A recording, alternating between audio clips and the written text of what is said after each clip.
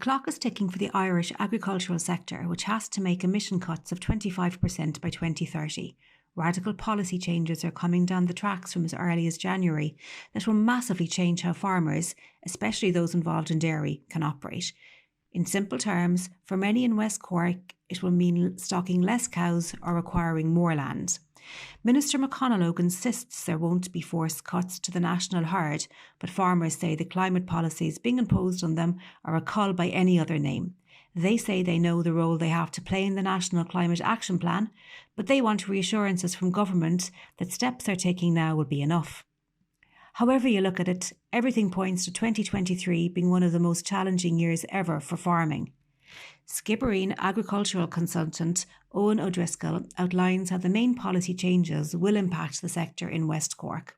Farmers are certainly facing into a lot of challenges, I suppose, going forward as businesses. You've got a new common agricultural policy, you have a climate action plan, and you have a nitrate regulation. So there's a lot of moving parts there, and I suppose as a business, there's a lot of things and a lot of knowledge necessary to, I suppose, develop and plan for the future. So I suppose if you just look at the CAP, so the Common Agricultural Policy, what you're looking at is significant environmental tags and environmental services the farmers will have to provide for probably less money in real terms, because the budget hasn't really changed, and you take inflation into account, there's been a stagnant level of funding. Second thing is, I suppose, is the Climate Action Plan that was just signed in there lately. Farmers are expected, and more than willing to plays their part in society, but there's huge challenges to meet 25% target. You've got a third issue which is looming. You've got food security. You've got, I suppose, Putin and Ukraine has caused a lot of instability amongst fertilizer prices, access to fertilizer and feed stuff. So there's a lot of challenges, certainly. I suppose the biggest one would probably be for the dairy guys, where dairy farmers would be the new nitrate regulation, which was signed in March 2022. So there's a lot of extra additional things, and particularly one that would strike the mind would be the new banding, which will affect the dairy farmers. Nitrates cow banding is something farmers have been getting to grips with for the past few months. It's going to have far-reaching consequences. Half of the current number of farmers that are in derogation will be impacted. Owen explains how it will work in simple terms. There's a variation of bands, A, B and C, and it depends on how efficient you are and how much milk you produce per cow. But in simple terms, if you're very high yielding, the value of your cow is going to increase by about 15%. So in reverse to that, you've got a 15% potential reduction for the same amount of cows. So the value of the cow was changed from, let's say, 89 up to 106. So the impact that has is that if you're currently milking 100 cows and you do no change whatsoever, just this new regulation will only allow you back to 84 cows. So again, if you put that in simple maths, if you've invested and you've done borrowings, so it has a huge impact on some people, and there will be options of maybe getting additional land or reducing stock numbers or reducing. So there's a lot of challenges, a lot of decisions to be made, but it's quite difficult if you're in business and you're producing good quality food, and all of a sudden, overnight or within a short period of time, that this rule is coming in.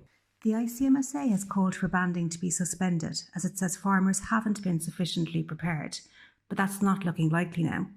It's a lot for farmers to implement all at once, says Timaleek farmer and West Cork IFA Dairy Chair, Gerald Han. I've been farming here since 1986 after finishing Ag College, and we're now facing into one of the most challenging times that I have seen in my time of farming. The three big things are the single farm payment, the changes on that, and the second one then is the chemical register of fertiliser, and also the biggest one that's going to affect the dairy industry here in West Cork is the banding. I suppose farmers are feeling uncertain, maybe angry as well, that all this new legislation is being pushed upon us in the space of a month from the 1st of January. I suppose the big challenge for the dairy industry here in West Cork at the minute, look, it's well worth over 400 million to the rural economies of West Cork.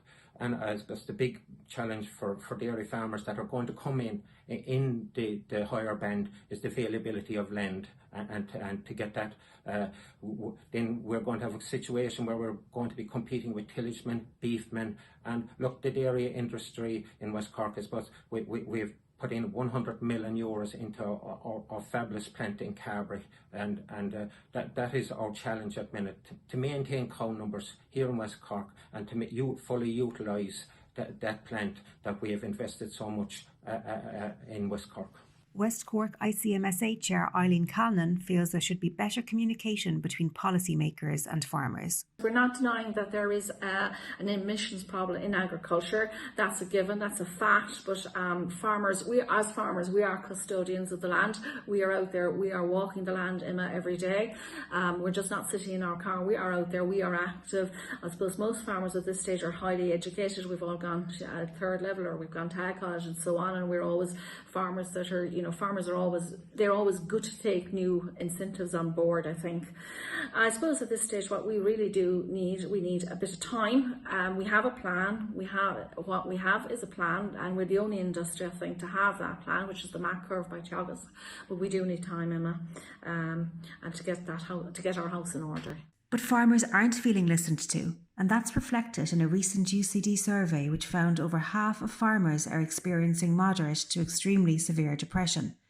Government policies designed to reduce climate change were identified as the top stress factor among the 200 farmers surveyed. Here's Dr. Alison Stapleton from UCD School of Psychology. We were interested in the factors that are contributing to farmer suicide and poor mental health on the island of Ireland. So at the end of it, we ended up with 256 farmers all around the island of Ireland who responded to our survey. We had 185 men, 71 women, and their ages were ranged from 20 to about 70, the average age being 38 years old. And so what we were finding with these farmers was that 23.4% of them were considered at risk for suicide. What does that mean? It means that they were having suicidal thoughts or urges over the past 2 weeks.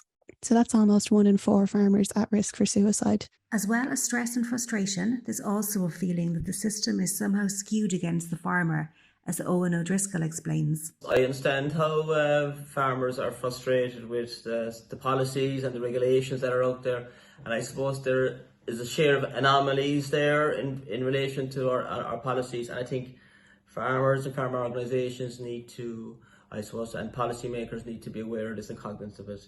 So I suppose just a simple example. So look, next year there's a lot of TAMS investment grants for installing solar on the farm roofs and stuff. And a lot of farmers will be installing solar power.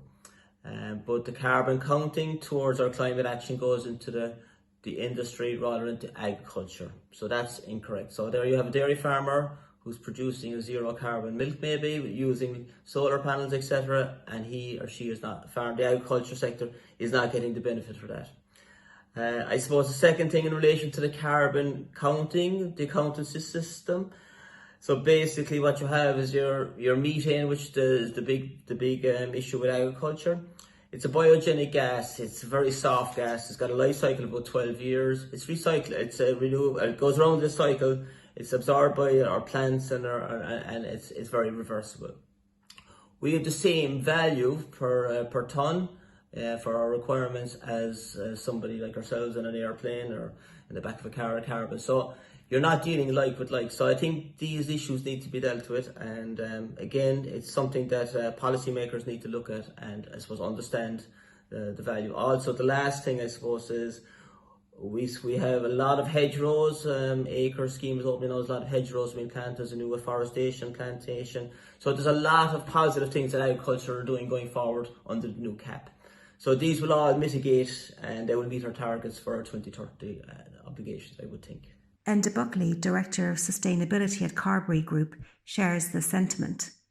I think the inventories as they exist today actually are biased and certainly don't help Ireland, for example, in food, because, for the sake of example, I was up the country yesterday to drive. I normally get the train. but I had to drive to this location yesterday, and the emissions for that are, I suppose, within the island of Ireland, because the diesel is consumed here and it's Irish emissions. But if I take an inverse of that, so if there's a guy in Saudi Arabia and he's drinking milk, you'd like to think that the milk consumption, the emissions for that should be in Saudi Arabia, but they're not. It's actually the guy in Ireland that's producing the milk is responsible. So for me, I think there should be a consumption-based model across the globe, and I think it would be a lot fairer, because it's certainly skewed against, for example, milk production in Ireland. It doesn't help us. Through his work with West Cork farmers, he's aware how there's sometimes a disconnect between the work being done on the ground and the narrative that's being told. I certainly do feel farmers feel scapegoated. Like when you talk to them, there's a real sense of frustration up there, because the latest news item is out, and invariably there's a finger being pointed at the sector, in particular dairying. And I think they feel frustrated because they look at their own farm system and the advances that they've made, especially over the last 20 years, clover incorporated swards, things like multi-species swards, low emission spreading slurry. You look where milk solids have come in terms of production, the advances in genetics, like we're talking quantum leap really in terms of the progress being made. And I suppose the farmer's done all this, and yet all he's hearing in the airwaves is, that he's at fault. So I think it's unhelpful, a lot of the narrative. And I think there's an onus on all sides really, actually, to kind of, I suppose, bring the farmer story and show what they've done. And also I think there's an onus, I suppose, on us here as well to kind of show, look, there is a way forward and we will get through this. Yeah, some of the narrative isn't helpful, but we got to stay positive, because there's a very positive story. And there's no better example than the Farm Zero Sea project in Bandon. Carbery, in partnership with Biorbic, the National Bioeconomy Research Centre, are spearheading the project to investigate the feasibility of creating a climate-neutral dairy farm by 2027. Gavin Hunt, project manager, explains the groundbreaking work they're doing there. Farm Zero Sea is an SFI funded project with the objective to create an economically viable climate neutral dairy farm. So we have a holistic approach with a big focus on reducing our greenhouse gases, but also looking at other areas such as air quality, water quality and biodiversity. So we're looking at new technologies that farmers could potentially use in the future, but there's also existing low-hanging fruit any farmer could actually take away from the project and the farm here and implement in their farm. So I suppose we shouldn't underestimate that low-hanging fruit, such as clover, multi-species, protected urea, low-emission slurry spreading and others as well. There's a big focus on renewables at the moment, and as part of our strategy we want to reduce our reliance on fossil fuels but also reduce our energy bill. So basically there was a wind turbine installed on the farm in 2011, and what we looked at then is installing a solar PV system on the roof of the milking parlour in an east-west configuration, and we also looked at installing battery storage to capture excess energy throughout the day. So in terms of results, we're seeing some very, very positive ones coming from the renewable strategy, and there's a lot of interest actually from farmers. So we actually have a few groups of farmers coming over the next couple of weeks to look at what we've installed and see if they can actually implement it on their farm, and that's a key part of the project. So in terms of return on investment, and just looking at the solar PV, given the current rate of electricity, you're talking with a TAMS grant a payback of 5-6 years. We're seeing positive results from our methane reducing trials. There's a big challenge to try to get into a grass-based system. How can farmers actually practically feed this? Trying to get into concentrate, trying to get into potentially a bolus, and there's also a big challenge around cost. For an average farmer with about 100 cows, it's going to cost in the region of 70 to 100 euro per cow per year. So for 100 cows, in the region of 7,000 to 10,000 euro. So there's a lot of economic incentives that need to be put in place for farmers to actually adopt some of these new technologies in the future. That's all well and good, but time is not on the sector's side. To complicate things further, there's a midterm review as part of the Nitrates Action Plan taking place in 2023. This could see the upper limit farmers are allowed to farm in derogation drop from 250 kilograms of nitrogen per hectare down to 220 kilograms of nitrogen per hectare. And in the meantime, as Gerlie Han, West Cork IFA Dairy Chair, pointed out earlier, there's that real challenge in West Cork to maintain cow numbers to keep up supply to Carbery. Is that a concern? I wouldn't say concern. I think there's an awareness, obviously, and I suppose, look, as part of our strategy, we would run lots of different models and different scenarios, looking at all the types of, increased milk, decreased milk, etc. So I think we'll be pretty well prepared for whatever comes. I'd also, again, maybe challenge some of that narrative that's out there, because, for example, I think there's great scope still to increase efficiencies on farm. So again, one of the reasons why we have EBI, which is Economic Breeding Index, within our future-proof bonuses, we think there's great scope there to actually increase efficiencies in farms, because there's a big gap still between the guys with the very high EBIs and the very highly efficient systems to the guys that are maybe starting the journey. So there's still a lot of potential to actually generate more from maybe the less efficient farms. So I think, yes, there's an awareness there, but we'd be confident we'll deal with whatever comes. The facts remain. Agriculture is the largest contributor to overall emissions in Ireland, and beef and dairy cattle are amongst the biggest contributors to greenhouse gas emissions.